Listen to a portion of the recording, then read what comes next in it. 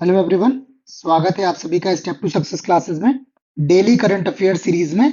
आज की वीडियो में हम लोग 23 से 26 फरवरी 23, 24, 25 और 26 फरवरी 4 दिन का जो है वो करंट अफेयर्स डिस्कस कर रहे हैं। इसके बाद एक वीडियो और आएगा जिसके साथ ही फरवरी का करंट अफेयर जो है आपका कंप्लीट हो जाएगा और उसके बाद मार्च का जो है हम सिस्टमेटिकली स्टार्ट कर देंगे और जल्दी जो है वो सारा कुछ स्ट्रीमलाइन हो जाएगा। ठीक है, तो स्टार्ट करते हैं अपने आज के पहले क्वेश्चन से। पहला क्वेश्चन है, 4 दिवसीय समक्का सरलम्मा जतारा आदिवासी उत्सव शुरू हुआ है। ऑप्शन है छत्तीसगढ़ में, झारखंड में, तेलंगाना में और उड़ीसा में। तो इसका जो सही जवाब जो है वो ऑप्शन सी है। ये उत्सव जो है आदिवासी उत्सव समक्का सरलम्मा जतारा आदिवासी उत्सव, ये तेलंगाना में जो है वो 21 फरवरी से स्टार्ट हुआ है और तेलंगाना के मुलुगु जिले के मेदाराम में ये जो है वो आयोजन स्टार्ट हुआ है और ये विश्व का आदिवासियों का सबसे बड़ा समागम है। ठीक है, ये मेदाराम जातारा जो है ये एक अन्यायपूर्ण कानून के खिलाफ एक माँ और बेटी समक्का और सरलम्मा की लड़ाई की याद दिलाता है। ठीक है, बाकी मध्य प्रदेश, छत्तीसगढ़, उड़ीसा, महाराष्ट्र, कर्नाटक और झारखंड के कुछ हिस्सों के जो आदिवासी हैं वो इस त्योहार को मनाने के लिए यहाँ पर आते हैं। ठीक है, अगला क्वेश्चन है, बहुराष्ट्रीय सैन्य अभ्यास शांति प्रयास 4 की शुरुआत कहां हुई। ऑप्शन है बांग्लादेश, भारत, नेपाल और थाईलैंड। तो इसका जो सही जवाब है ऑप्शन सी है। ये शांति प्रयास 4 जो एक बहुराष्ट्रीय सैन्य अभ्यास है, इसका आयोजन जो है वो नेपाल में हुआ और इसका आयोजन 20 फरवरी से स्टार्ट होकर 4 मार्च तक ये चलेगा, जिसमें भारत, बांग्लादेश और पाकिस्तान सहित 19 देशों की जो है वो सेनाएं भाग लेंगी और इस अभ्यास में क्या करेंगी, शांति प्रयास 4 में भाग लेंगी। ठीक है, जिसमें करीब लगभग 1125 सैन्यकर्मी हिस्सा ले रहे हैं और ये अभ्यास जो है वो अमेरिका सरकार के ग्लोबल पीस ऑपरेशन इनिशिएटिव की सहायता से आयोजित किया जा रहा है। ठीक है, और ये क्या करेगा, सेनाओं की अंतर संचालनीयता और शांति रक्षा कौशल को बढ़ाएगा। ठीक है, अगला क्वेश्चन है, भारत ने गरीबी और भुखमरी उन्मूलन के लिए आईबीएसए फंड में कितने मिलियन डॉलर का योगदान दिया है। ऑप्शन है 1 मिलियन, 2 मिलियन, 3 मिलियन और 4 मिलियन। तो इसका जो सही जवाब है ऑप्शन ए है। जो आईबीएसए का गरीबी और भुखमरी उन्मूलन के लिए फंड है उसमें भारत ने 1 मिलियन डॉलर का जो है वो योगदान दिया हुआ है। ठीक है, ये आईबीएसए का मतलब है I for India, B for Brazil और S A for South Africa. ये इन तीनों देशों द्वारा स्थापित गरीबी और भूख उन्मूलन कोष है। ठीक है, और इस फंड में जो है ये तीनों जो अर्थव्यवस्थाएं हैं ये फंड में सालाना 1 मिलियन डॉलर का योगदान देते हैं। तो उसी के तहत भारत ने अपनी जो है वो किस्त रिलीज कर दी है।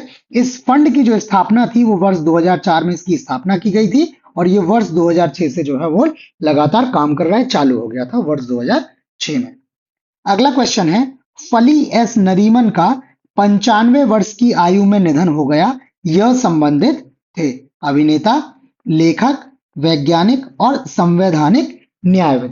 तो इसका सही जवाब जो है वो ऑप्शन डी है। ये संवैधानिक न्यायवादी या कॉन्स्टिट्यूशनल जो है ज्यूरिस्ट थे। ठीक है, बहुत रिनोल्ड जो है वो एडवोकेट रहे हैं। सुप्रीम कोर्ट में भी ये कई वर्षों तक एडवोकेट रहे हैं और जो बार एसोसिएशन है उसके अध्यक्ष भी ये रहे हैं। ठीक है, और ये वर्ष 1972 से 1975 के बीच में भारत के अतिरिक्त solicitor general, additional solicitor general of India के पद पर भी ये रहे हैं। वर्ष 1991 में इनको पद्म भूषण से सम्मानित किया।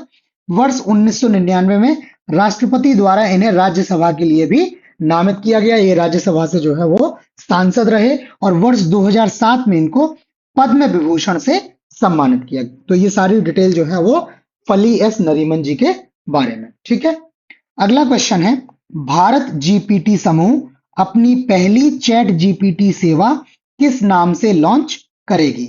ज्ञान, हनुमान, दिशा और गरुण। तो इसका सही जवाब जो है वो ऑप्शन बी है। ये भारत जीपीटी समूह जो है वो अपनी पहली चैट जीपीटी सेवा हनुमान नाम से लॉन्च करने वाली है। ठीक है, इन्होंने इनका नाम जो है वो हनुमान दिया है और इस मॉडल द्वारा 4 डोमेन जिसमें शिक्षा, वित्तीय सेवाएं, स्वास्थ्य देखभाल और शासन में काम करने के लिए 11 क्षेत्रीय भाषाएं, 11 रीजनल लैंग्वेजेस का उपयोग किया जाएगा और ये क्या करेगा, उपभोक्ताओं को बाक से पाठ कार्य क्षमता जो है वो प्रदान करेगा। इस समूह को मुकेश अंबानी की जो रिलायंस इंडस्ट्रीज लिमिटेड है, इसका समर्थन प्राप्त है। इसकी सहायता से ये समूह कार्य कर रहा है और इसमें रिलायंस के साथ साथ 8 और जो है वो विश्वविद्यालय भी शामिल है। ठीक है, अगला क्वेश्चन है, एशियाई इंडोर एथलेटिक्स चैंपियनशिप 2024 में भारत ने कितने स्वर्ण पदक जीते हैं? 1, 2, 3 और 4।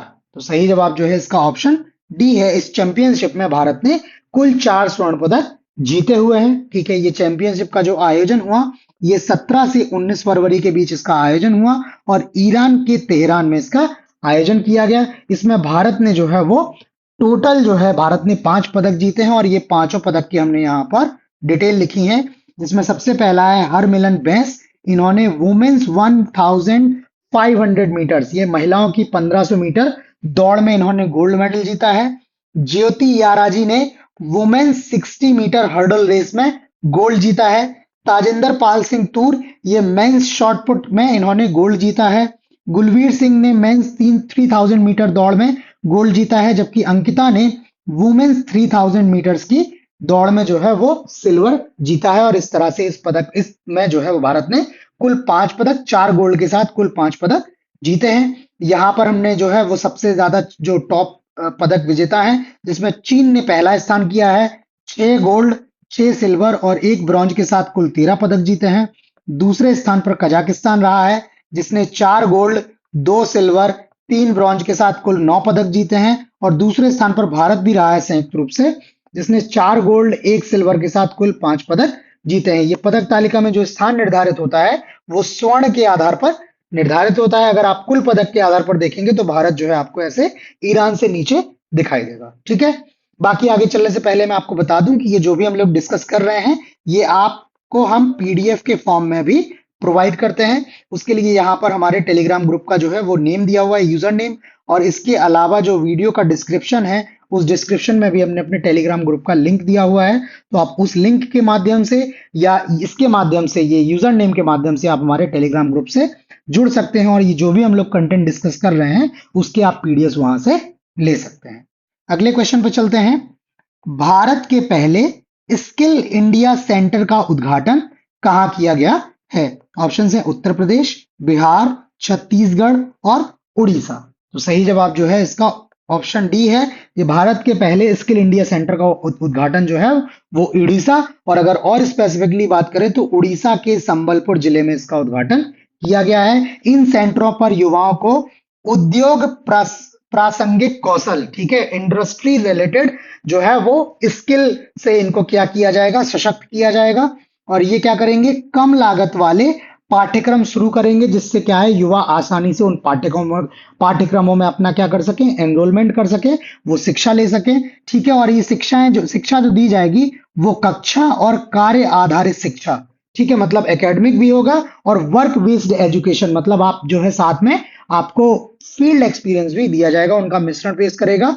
और ये उद्योगों की मांग को पूरा करने के लिए युवा प्रतिभाओं का पोषण करेगा, मतलब उद्योग को जिस क्षेत्र में जो है युवा चाहिए, जिस तरह की स्किल से लेस युवा चाहिए, उस तरह की जो है वो इनको इंडस्ट्री बेस्ड एजुकेशन यहाँ पर दी जाएगी, ताकि यहाँ पर जो है वो जॉब सिक्योरिटी या जॉब गारंटी समहाउ जो है वो एस्टेब्लिश की जा सके। ठीक है, और ये भारतीयों को उभरते नौकरी बाजार के लिए आवश्यक समकालीन कौशल, कंटेम्पररी जो स्किल्स हैं उनसे जो है इनको लेस किया जा सके। ठीक है, बिकॉज टाइम टू टाइम जो है वो जॉब मार्केट की रिक्वायरमेंट चेंज होती रहती है। कल को जिस चीज की बहुत ज्यादा डिमांड होती है वो हो सकता है परसों क्या हो, चेंज हो जाए, तो उस तरह से ये भी जो है फ्लेक्सिबल रहेगा।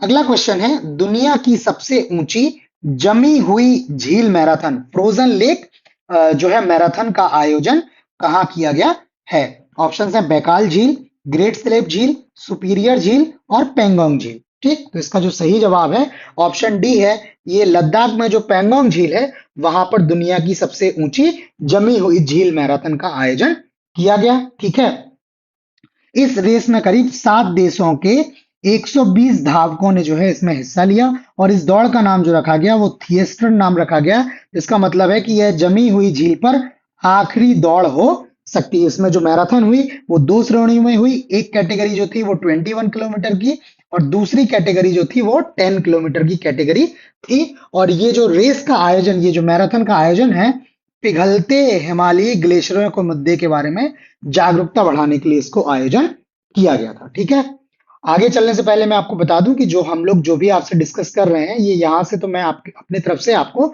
जो भी मुझे रेलिवेंट लग रहा है वो मैं बता रहा हूं।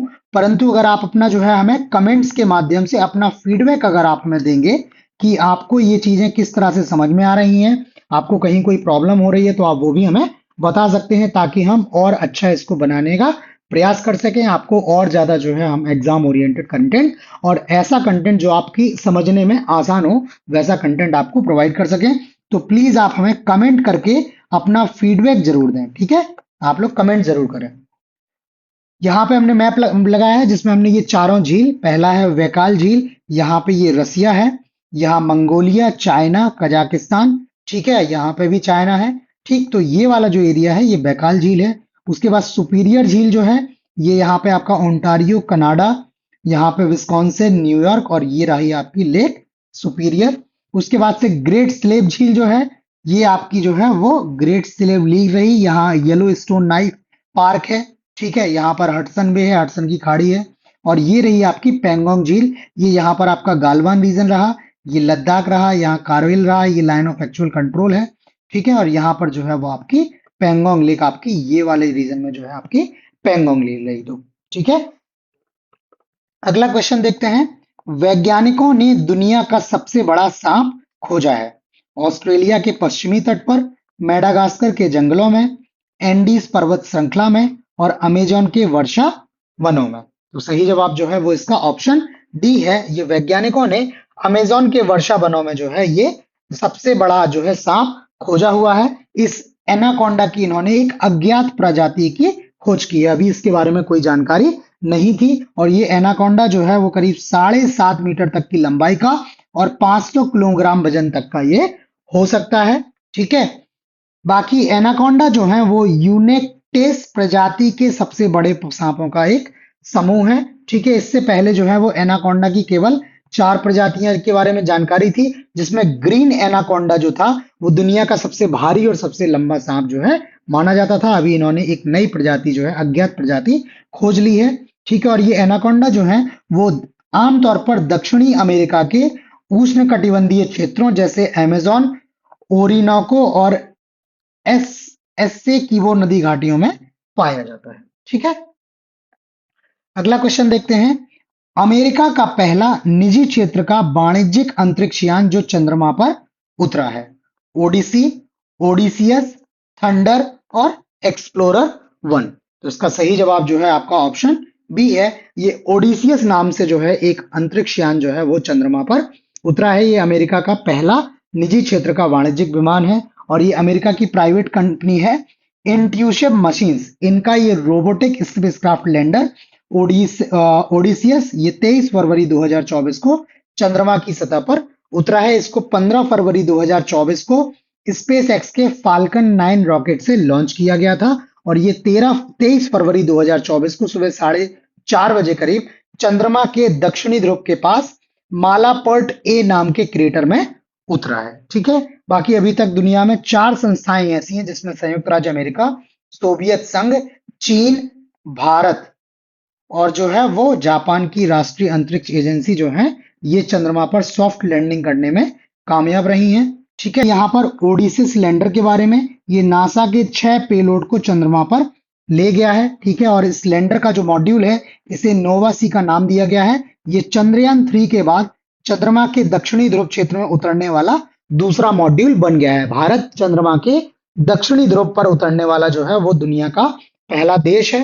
ठीक है, बाकी इंट्यूशन मशीन जो है वो चंद्रमा की सतह पर सफल लैंडिंग करने वाला पहला निजी उद्यम बन गया। अभी तक निजी क्षेत्र ने जो है वो चंद्रमा पर लैंडिंग नहीं की थी। और इंट्यूसिव मशीन्स के जो सीईओ हैं वो हैं स्टीव एल्टेमस। ठीक है, इनके जो मुख्य कार्यकारी अधिकारी हैं उनका नाम है स्टीव एल्टेमस। अगला क्वेश्चन है, भारत का सबसे बड़ा ड्रोन पायलट प्रशिक्षण संगठन किसके द्वारा लॉन्च किया गया है? IIT Guwahati, IIT Jammu, IIT Delhi और आईआईटी मुंबई। तो इसका सही जवाब ऑप्शन ए है। ये आईआईटी गुवाहाटी द्वारा जो है वो भारत के सबसे बड़े ड्रोन पायलट प्रशिक्षण संगठन का उद्घाटन किया गया है, लॉन्च किया गया है। ये आईआईटी गुवाहाटी ने एडुराडे के सहयोग से जो है इसको लॉन्च किया हुआ है। और ये जो संगठन है ये एक साथ 9 मध्यम श्रेणी के मिड रेंज के ड्रोन उड़ाने की क्षमता रखता है। और इसका जो मुख्य उद्देश्य है वो है भारत में ड्रोन तकनीकी को क्या करना है, बढ़ावा देना है। ये इसका लक्ष्य है। अगला क्वेश्चन है, उत्तर प्रदेश किस नदी में अपना पहला कछुआ संरक्षण रिजर्व स्थापित करेगा? ठीक है, ऑप्शन है गोमती नदी, सरजू नदी, गंगा नदी और यमुना नदी। तो सही जवाब जो है इसका ऑप्शन बी है। ये उत्तर प्रदेश जो है अब वो सरजू नदी में अपना पहला कछुआ संरक्षण रिजर्व स्थापित करेगा। ये सरजू नदी अलग है, जो अयोध्या में सरयू नदी है वो अलग है। ये सरजू नदी जो है वो अलग है। और ये उत्तर प्रदेश का जो वन विभाग है, फॉरेस्ट डिपार्टमेंट है, वो सरजू नदी में ये इस तरह का रिजर्व स्थापित करने के लिए तैयार है। और ये जो सरजू नदी है वो गोंडा जिले में घाघरा नदी की सहायक नदी है। ठीक है, और ये अपनी समृद्ध कछुआ विविधता के लिए, डाइवर्सिटी के लिए जानी जाती है। ये सरजू जो है वो भारत की एकमात्र नदी है जहां कछुओं की 9 प्रजातियां पाई जाती हैं, जिनमें से 8 प्रजातियां जो हैं वो वन्य जीव संरक्षण अधिनियम है उसकी अनुसूची 1 में सूचीबद्ध है। ठीक है, इसके अलावा मछलियों की 30 प्रजातियों और पक्षियों की 50 प्रजातियों के संरक्षण के लिए 10 साल की शुरुआत अवधि के लिए एक प्रबंधन योजना भी यहाँ पर लागू की जाएगी। तो कछुओं का संरक्षण तो होगा ही, साथ ही मछलियों का और पक्षियों का भी जो है यहाँ पर संरक्षण किया जाएगा। एक मैप के माध्यम से हमने यहाँ पर आपको गोंडा की जो है वो पोजीशन दिखाई है। यूपी का मैप है, ये यहाँ का यूपी का इंटरनेशनल बॉर्डर हो गया यहाँ पे। और ये रहा आपका गोंडा, ठीक है, जहां पर ये बनाया जाना है, जहां पे ये सरजू नदी है, सॉरी। ठीक है, ये रहा आपका गोंडा। अगला क्वेश्चन है, सुरक्षा पर कैबिनेट समिति CCS, cabinet committee on security, 200 से अधिक BrahMos extended range supersonic cruise मिसाइलों की खरीद के लिए कितने करोड़ के समझौते को मंजूरी दी है? 17,000 करोड़, 18,000 करोड़, 19,000 करोड़ और 20,000 करोड़। तो इसका सही जवाब ऑप्शन सी है। ये सीसीएस ने करीब 19,000 करोड़ के समझौते की मंजूरी दी है। ठीक है, 200 से अधिक BrahMos extended range supersonic cruise मिसाइलों की खरीद के लिए। ठीक है, ये मिसाइलें जो हैं वो भारतीय नौसेना के जहाजों पर स्थापित की जाएंगी, इनको लगाया जाएगा, इंटीग्रेट किया जाएगा। और इन सुपरसोनिक क्रूज मिसाइलों की जो रेंज है वो 400 से 500 किलोमीटर के बीच है। और ये क्या है, अधिक दूरी तय करने के अलावा अधिक सटीकता से इनकी एक्यूरेसी है वो और ज्यादा अच्छी है। ठीक है, अगला क्वेश्चन, भारत का पहला गति शक्ति अनुसंधान चेयर कहां स्थापित किया गया है? ऑप्शन है IIM Ahmedabad, IIM Indore, IIM Bangalore और आईआईएम शिलोंग। तो सही जवाब जो है वो ऑप्शन डी है। Indian institute of management IIM Shillong में भारत के पहले गति शक्ति अनुसंधान चेयर की स्थापना की गई है। और ये स्थापना जो है वो बंदरगाह, जहाज रानी और जल मार्ग मंत्रालय MOPSW ने जो है वो समझौता ज्ञापन पर हस्ताक्षर किया है आईआईएम शिलोंग के साथ इसकी स्थापना के लिए। और ये क्या करेगा, मल्टी मॉडल लॉजिस्टिक विकास रणनीतियों और अभ्यास पर ज्ञान निर्माण और उत्तर पूर्वी क्षेत्र में लॉजिस्टिक क्षमता निर्माण के लिए नवाचार इनोवेशन पर ध्यान केंद्रित करेगा। ठीक है, अगला क्वेश्चन है, 3 दिवसीय अंतरराष्ट्रीय गीता महोत्सव का आयोजन कहां से शुरू होगा? दिल्ली, दुबई, कोलंबो और काठमांडू। तो सही जवाब जो है इसका ऑप्शन सी है। ये कोलंबो में जो है वो 3 दिवसीय अंतरराष्ट्रीय गीता महोत्सव का आयोजन शुरू होना है। और ये आयोजन जो है वो आपका 1 मार्च 2024 से शुरू होगा। और इस महोत्सव का जो आयोजन करवा रहा है वो कुरुक्षेत्र विकास बोर्ड हरियाणा के वित्तीय सहयोग से इसका आयोजन हो रहा है। और कोलंबो के नेलम पोकुना थिएटर कॉम्प्लेक्स में इसका आयोजन किया जाएगा। ठीक है, इसके अतिरिक्त 4 मार्च को श्रीलंका की संसद, श्रीलंका की जो पार्लियामेंट है उसमें श्रीमद् भागवत गीता की एक प्रति जो है वो पेश की जाएगी। ठीक, आगे चलने से पहले मैं आपसे फिर एक बार रिक्वेस्ट कर लूं कि आप लोग जो है वो अपना हमें फीडबैक जरूर दें। आपका फीडबैक जो है वो बहुत वैल्यूएबल होता है, उससे हमें पता लगता है कि हमें किस दिशा में और आगे बढ़ने की आवश्यकता है, किस दिशा में हमें सुधार करने की आवश्यकता है, और एक आपसे कम्युनिकेशन भी बन जाता है कि आपको एक्चुअल में जो है चीजें ठीक से समझ में आ रही हैं, कहीं कोई प्रॉब्लम तो नहीं हो रही। तो आप अपना फीडबैक हमें जरूर दें, और पीडीएफ्स भी हम आपको इनकी प्रोवाइड करेंगे। तो इन पीडीएफ्स के लिए आप ये हमारा टेलीग्राम का ग्रुप का यूजर नेम दिया हुआ है या वीडियो डिस्क्रिप्शन में लिंक दिया है टेलीग्राम का, उनके माध्यम से आप हमसे टेलीग्राम पर जुड़कर ये पीडीएफ्स ले सकते हैं। अगला क्वेश्चन है, त्रिपक्षीय तट रक्षक कोस्ट गार्ड अभ्यास दोस्ती 16 का आयोजन किस देश में हुआ है?